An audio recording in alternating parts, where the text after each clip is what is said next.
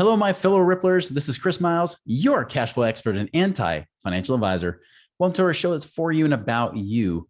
Those of you who work so hard for your money and you want your money to start working harder for you right now. You want that freedom, cash flow, and prosperity today, not 30 or 40 years from now, but right now to live that life that you love with those you love. But most importantly, guys, it's not just about getting rich, it's about living a rich life, because as you're blessed financially, you can enrich the life of others. So thank you for joining me. Thank you for allowing me to create the ripple effect through your lives. And again, binging, sharing, all the cool things you guys do. As a quick reminder, be sure to go to our Facebook page. We got the Money Ripplers Facebook page. You can go join that group, be able to talk with other Ripplers like ourselves. You know, we can be the crazy people together, chatting away. I actually respond to it personally as well. It's not just some robot or whatever. It's me, so definitely join that group. We'd love to have you guys join us and create some awesome discussions with us. So go check that out on Facebook now. Chris Miles was able to retire twice by the time he was 39 years old, but he's not content to just enjoy his own financial freedom and peace of mind. Chris wants you to have your own ripple effect so you can live free today. He's not the financial advisor you expected. He's the anti-financial advisor you deserve. He's jumping behind the mic right now, ready to make waves. Here's Chris Miles. All right, guys. So I've got a special guest today. One that actually the guy that produces our podcast right here said, Chris, this is a guy you got to get to know. And it's funny because I actually put a kibosh. I said, no more guests for at least 3 months. I cannot take any more people. Because we have so many cool people. We got great clients that have been on the show. But he's like, if it comes from Josh Kohler, who produces our show with Kohler Media, the guy's got to be good. And so I'm bringing on today Raul, right? So Raul, he's actually over 7 years ago, or just only 7 years ago in 2012, he actually quit his job in a thriving family business. He moved back with his mom to chase this goal, this dream, right? He started real estate investing without any prior knowledge. He had no established network and no real support. In fact, he backed himself and took this leap of faith. And with limited funds, he was able to purchase his first property in all cash for $61,000 in late 2012. Since then, he's now co-founded Capital Rise Investments, now wholesales over $12 million worth of real estate every year. He has a team that flips and buy and holds properties and achieves financial freedom in the process. And so, Raul, such a pleasure to have you on today. Thank you, Chris. I appreciate that, man. Appreciate the nice intro. Yeah, absolutely. Hey, you wrote it, so it helps, but so I know you're a podcast host, tell us more about you. Yeah. So, born and raised in South Florida, really just always had a dream to do something. When I was working the family business, it was a car dealership. I realized that people buying the fancy cars were always involved in real estate, whether they were agents, flippers, wholesalers, whatever. People were always involved. So my light bulbs were always going off, and started young. Didn't finish college to 8 years later because I got involved in wholesaling real estate. It got a little busy, but that's pretty much me. Normal guy, 2 hands, 2 legs, 2 eyes, just like you. And actually, no, I'm just kidding. I was hoping there wasn't any hidden thing. Just got in this game hungry, man. It started, I just wanted to move out of my mom's house and buy a Porsche. Those were my dreams back then. And after that was done, I just wanted to do more deals and inspire others to do the same. Wow, that's crazy. And you have a YouTube channel as well, right? I do. YouTube is Raul Bolufe. It's my name. And that's my passion project, man. We talked a little bit about that earlier. So if you guys are interested, you can check it out. It's post 3 videos a day, tips and tricks. 3 videos a week, tips and tricks and all sorts of cool things behind the scenes of deals, how to find sellers, how to find buyers, how to buy a rental, no money down, things like that. Awesome, man. Yeah, we'll be sure to put that in the show notes so people can follow you as well, because I know we got a lot of YouTube watchers here that also listen to our podcast too. So that's great. Well, so the crazy thing is, I know in 2012, I was getting my butt kicked at that point. I was starting to make a comeback, but I was digging out of $1 million debt hole from the last real estate recession, right? So you came in at a great point.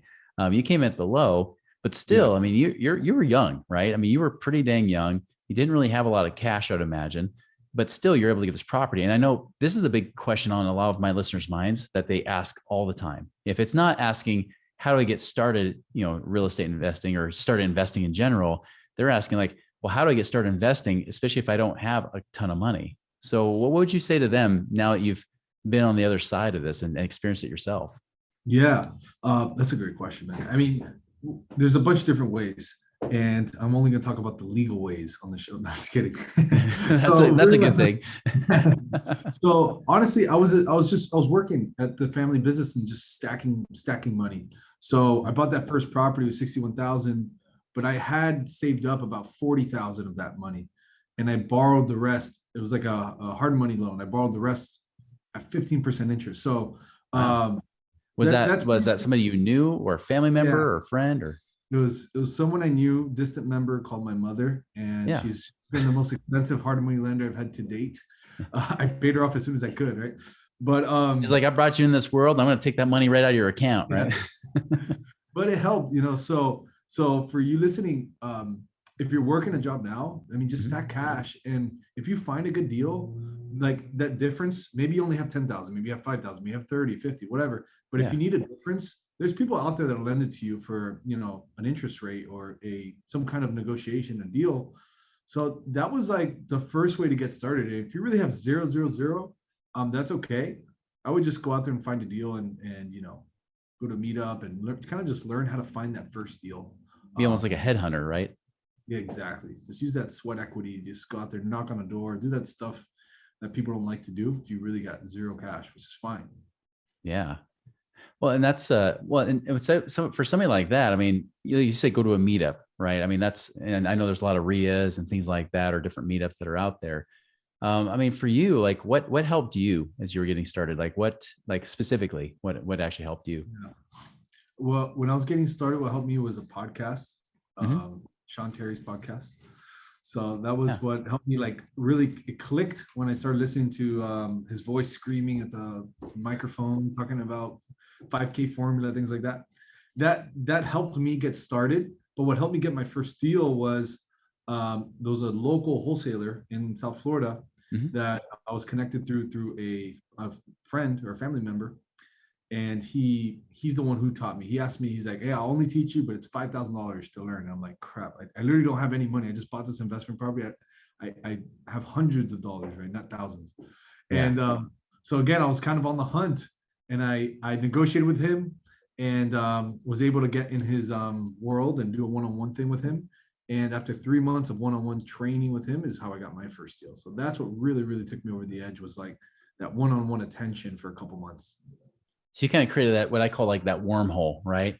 You know, where you kind of shortcut your way across, you know, versus trying to bang your own knees and skin, you know, basically, you know, skin your shins and everything else along the way and try to learn it the hard way. You just said, hey, let's learn from success. Let's get a mentor, become an apprentice almost, right? And then use that model to help you really expedite your way there. Yeah. I mean, I tried with what Sean Terry said in sending mail, or what the, you know, what people say. And I put it on my credit card. I didn't make any money. And I'm like, okay, I don't really have much credit left at this point. So yeah, I got myself a little bit of a hole. But hey, sometimes starting a business, entrepreneurship's like that. It's not all rainbows and butterflies in the beginning, but those were the things that helped. If you have a job now and you can save up some money, that'll help exponentially. But if you don't have money, that's fine. A ton of people start that way. I would just kind of see if you can find some mentorship, some guidance, either from Meetup, from somebody, even if you got to borrow a little bit of money or something. That's what helped. That's what I would suggest. Well, and what better education than that? I mean, people borrow money for college all the time, and then they say, "Oh, I don't think I want to borrow money." You know, imagine like $5,000 if you didn't, you know, pay that. I mean, obviously, you probably worked out a deal where you actually gave more sweat equity or something like that to help exchange, right? Which is an option. But so many people don't get that option. I mean, with college, it's mostly you pay it. Other than the work study, you pay it out of pocket, and then you don't even know if that's going to make you any more money in the end, right? Yeah, it's crazy. I paid for that, and then at the same time I was paying for college. I had like some scholarship type things, so I wasn't paying too much. But 8 years later, I finished my bachelor's degree literally last year. And honestly, the education, the 5,000 I paid my first mentor was far more profitable. Yeah, I dropped out with one class to go for my bachelor's, and you know, still I'm not using that sociology degree a whole lot. You know, no, that was my scenario, man. I was like maybe 3 classes away, and my mom was like, "You have to do it, like, please." So I'm like, "Okay, fine, I'll finish it for you."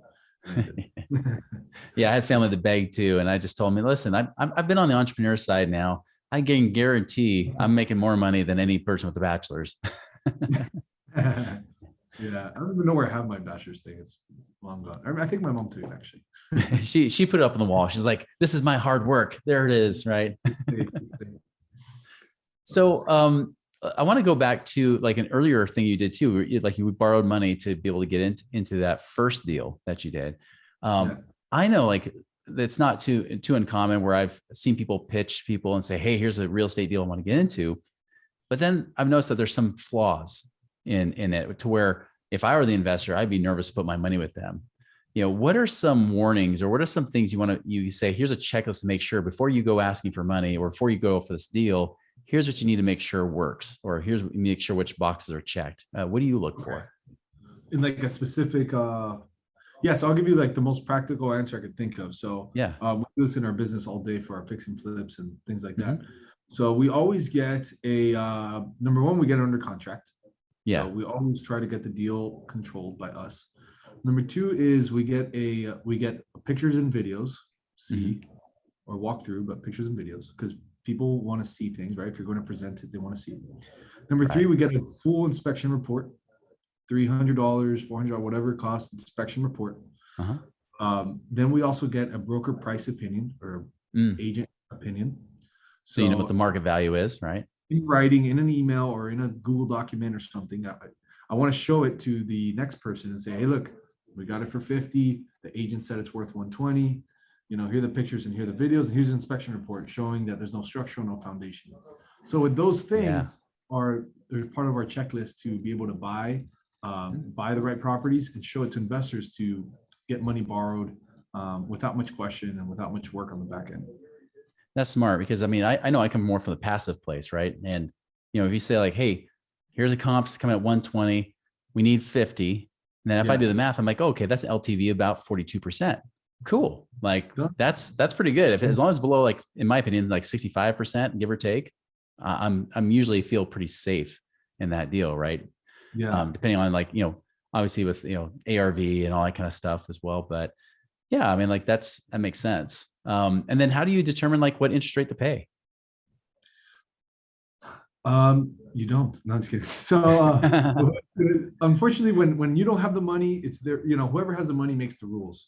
Sure. So I always try to go for the lowest, but if you're doing like a property that you got to fix and flip or needs a lot of work, we try not to pay more than 10%, if that helps. So like when we are talking to investors, our aim is from 8 to 9.9. If it is a 10 or an 11 in the beginning to create a relationship, we will do. Yeah. Or we use kind of like big institutions that do like 8 or 9% interest. So I always try to get the less, but how do I determine is we factor the interest rate into the deal. We always factor it at a 10 or 11 to make sure the deal makes sense with that included. And if it works, then it works. Yeah, the numbers definitely have to work, right? You want to make sure you still get paid in the end. Yeah, and we try to make 30+% on our fix and flips or our projects. So if we pay a 9 or 10%, it's fine. Like we're arbitraging the money and making it. I always people have asked me like, how do you pay 9, 10, 12% interest? Like that's crazy. It's like, well, if it's crazy, it's just because you're not finding a profitable opportunity. If you're finding an opportunity that only makes you 10% and you're scared to pay a lender, then you're in the wrong business. You're in the wrong deal. So yeah, that's what I'd say. Definitely agree with that. Have you ever had pushback on like the interest rate itself? Like if you go too high, do people start saying, "Oh, this is too good to be true. This must be a scam"? And have you noticed like going lower actually gets more people believing it? What's been your experience? Yeah, Chris, that's super interesting you say that. When I was younger, I thought that I'm still pretty young, but like when I was starting, I thought that higher was better always. And pretty much like above, from my experience, like above 14% is like weird, in the sense of like an investor would be like, whoa, wasn't that like a scam, or isn't that like a pyramid thing or whatever? If they haven't had experience like us, then they think it's bad, right? Yeah, exactly. So it's funny because it's just like kind of like how that law works. It's just, if you go too high, then you kind of go into that scammer range. So I think between 8 to 12 is the sweet spot for like Yeah. hard money lending and stuff like that. And obviously, if you're doing conventional stuff, it's way lower. But Mhm. I mean, I've seen people do 14, 16%, but and I think or if someone that's listening knows real estate, knows the game, and the paperwork's right, then 16% might even be something that's real. But Yeah. I think like newer people, and it's fine. It's okay for them to know they're conditioned that like too high of an interest, if it's too good to be true, it's Mhm. not. So I think above 14% is kind of like a little red alert from my experience personally. Interesting. Yeah, I was kind of curious to see what your experience was on that as well. So, anything you would recommend on the legal side, paperwork and things like that, when you're dealing with investors or partners in this kind of deal? Man, what I'd like to do is I always like to have the investors pick the attorney, Mm, so they don't think that I'm trying to like pull a fast one. So if I'm yeah, talking to a new lender, having a cocktail, like, yeah, I'll lend you 100,000 on that deal. But okay, do you have any attorneys that you want to use that'll draft the paperwork? Oh, well, I have my friend or whatever. Okay, cool. Let's send it to him and let's have him draft the paperwork and I'll look at it so that you feel that's a great comfortable. idea. Yeah. So, because then if you put the burden on you, then they're gonna, it's just weird. And now, like, you're getting even more and more micro commitments from them along the way. Yeah, And, you know, and then you'll know quickly if they don't talk to the attorney, then they're probably not invested in the deal. So, right. uh, That's a great idea because, I always think, from my perspective would be, oh, I'm doing you a favor. I got the attorney, I got the papers drawn up for you. It's easy. But in reality, having them draw papers, even if you end up paying for it, I don't know if you end up paying for it yeah. yourself or not, but even if you do, to say, hey, great, have them draw it up. So then it's in your best interest, right? And it's going to Yeah. be fairer too for yourself if it is. Yeah. And you'll get a handful that'll be like, dude, I really don't have an attorney. Can you just do it? At that Yeah, point, you do it, but they're asking you to do it. that's right. In my opinion, it feels kind of scammy where you're like, oh, lend me 100,000. Oh, and here's my paperwork from my attorney. Like Mhm. now they have to read it. They got to sit there. Now they got to talk to their wife and be like, hey, honey, what do you think? Yeah, If their attorney does it, now the roles have reversed in their mind. They're like, oh, my attorney's on my side, but it's the same paperwork usually. yeah. It's like the no, things like that. So. This is great stuff. I really appreciate it. Any other last minute advice you'd give to anybody trying to get started in the real estate game?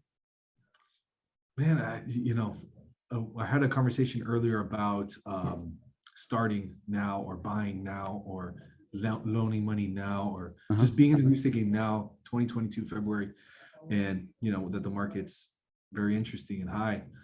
And basically, my advice to you listening is, if you're really committed on getting invested in real estate, it's still a good time. It's all about the Yeah. deal. If you find a good deal or a good operator, a good person, I mean, you're probably doing deals every day.